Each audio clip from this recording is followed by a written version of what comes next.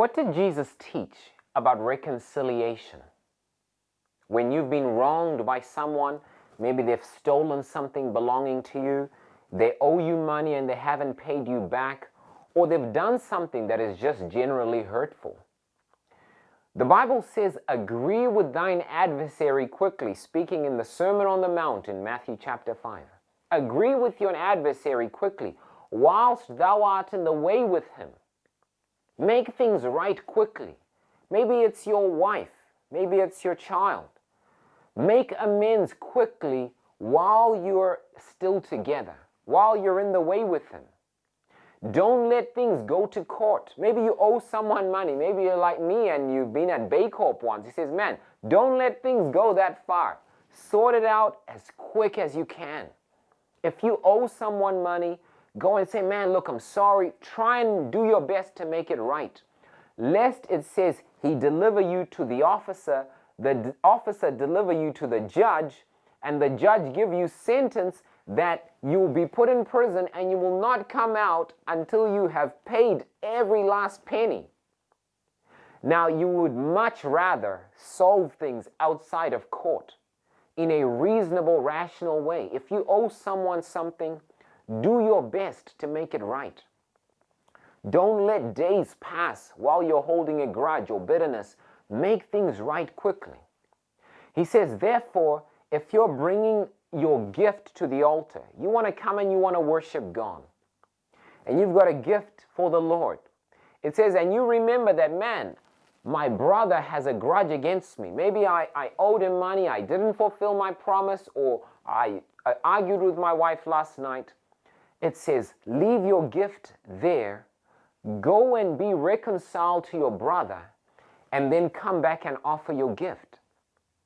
People are far more precious to God than your money, than your gifts, than your songs, than your offerings. And God would rather you were reconciled to the person you had wronged than came and gave an offering. Because that is the most acceptable offering to God. Forgiveness, kindness, righteousness, goodness, humility, forbearance. Being willing to acknowledge that you're wrong is of far greater value with God than all the sacrifices and money you can offer. Imagine if churches functioned by this principle, that people wouldn't come and sing, they wouldn't dare pray, they wouldn't dare engage in any religious endeavor if they knew they had done wrong to somebody. But they went first and made right, and then they would come and present themselves before God. You would find that the hypocrisy that is detested by many in the Christian church would be well near disappeared. Maybe it's your wife, maybe it's your child. I don't know what the dramas you have are, friends. Maybe you've broken your promise. The Bible says, come together. If it's your fault, do whatever you can to make things right. Show people kindness. Treat them as you would want to be treated. Because if they take you to court, man, you're going to be in big trouble. And you're going to end up paying far more than you would have and suffering. In fact, you might end up in jail, your character maligned, your name will be plastered on the debt collectors, and it might ruin your future. So why don't you make things right while you can? It will give you greater peace of mind. And you know, those arguments that happen, especially in relationships where they can go for 3 days, 4 days. It's torture. I can't bear one day where my wife's not talking to me. I want to make things right. What could be so big that it cannot be resolved? What could be so massive that the relationship with another human being is not as important? Is it money? Is it clothes? A car? Is it that important? Of course not.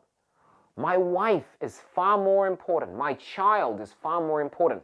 My relationships, my friendships are far more valuable to me than stuff. And so I would much rather lose stuff. Look, take it. You can keep it. I don't mind. Have it if you want to, because the relationship means that much. And ultimately, When you think of the value of man in the eyes of God, people are so precious. He was willing to lay down his life for their redemption. How can we compare that to stuff? Stuff perishes. Relationships have the possibility of enduring forever. Why don't you reorient your priorities and make sure people are at the top of your priority list, not stuff?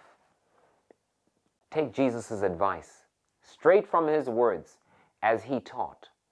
People are more valuable than stuff.